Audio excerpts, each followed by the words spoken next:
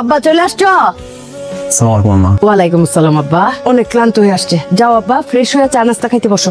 আব্বা আমাদের কোম্পানির চেয়ারম্যান ওনার মেয়ের সঙ্গে আমাকে বিয়ে দিতে চান। তুই না সেদিন বললি তুই অন্য একটা মেয়েকে ভালোবাসিস? আব্বা বলেছিলাম, কিন্তু আমার কাছে এইটা বেটার অপশন মনে হয়েছে। আমি কি তোকে এতদিনই শিক্ষা দিয়েছি কমিটমেন্টের কোনো দাম নেই? কমিটমেন্ট দিয়ে কি আসে আব্বা? আমার ফিউচার সিকিউর করতে হবে না? আবার চেয়ারম্যান স্যার বলেছেন উনি কোনো মেয়ের জামাই চান না, উনি একজন ছেলে চান। জন্ম দিলাম আমি আর ছেলে বানাবেন উনি। আব্বা আপনার তো খুশি হওয়ার কথা। আরে গাধা, তোর মাথায় কি কিছু আছে? উনি তোকে ছেলে না, তোকে ঘর জামাই বানাতে চায়, ঘর জামাই। আমার তাতে কোনো আপত্তি নাই। কিন্তু ঘর জামাই হবা ও তুমিই বলো, তার মতো একটা ছেলে ঘর জামাই হবে, এটা মানায়? না না, আমাকে তো ঘর জামাই মানাবে না, মানাবে তো তোকে। তুই তো নিজের ঘরে নিজেই তো ঘর জামাই হিসেবে আছিস অনেকদিন ধরে। 2 টাকা ইনকামের কোনো খবর নাই, আসছিস আমাকে নলেজ দিতে। ঘর জামাই আর বাইরের জামাই কি? জামাই তো জামাই। এই তুমি চুপ থাকো তো। আব্বা আমি চেয়ারম্যান স্যারকে কথা দিয়ে দিয়েছি, বিয়েটা আমি করছি বাবা, ফাইনাল ডিসিশনে। তাহলে তুই আমার কথা শুনে যা। তুই যদি এই বাড়ির ঘর জামাই হস, তাহলে এই বাড়ির দরজা তোর জন্য চিরতরে বন্ধ। আপনার তো খুশি হওয়া উচিত, একটা কোম্পানির চেয়ারম্যান রে আপনি বিয়াই রাখতে পারবেন। শোনো, তোমার যদি মনে হয় ওই বাড়ির ঘর জামাইয়ের মা হয়ে তুমিও ওখানে থাকবে, তুমিও যেতে পারো, দরজা খোলা আছে, যাও।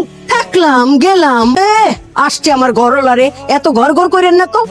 আরে কি করতেছো পাগলাম, এরকম করো না তো আব্বা।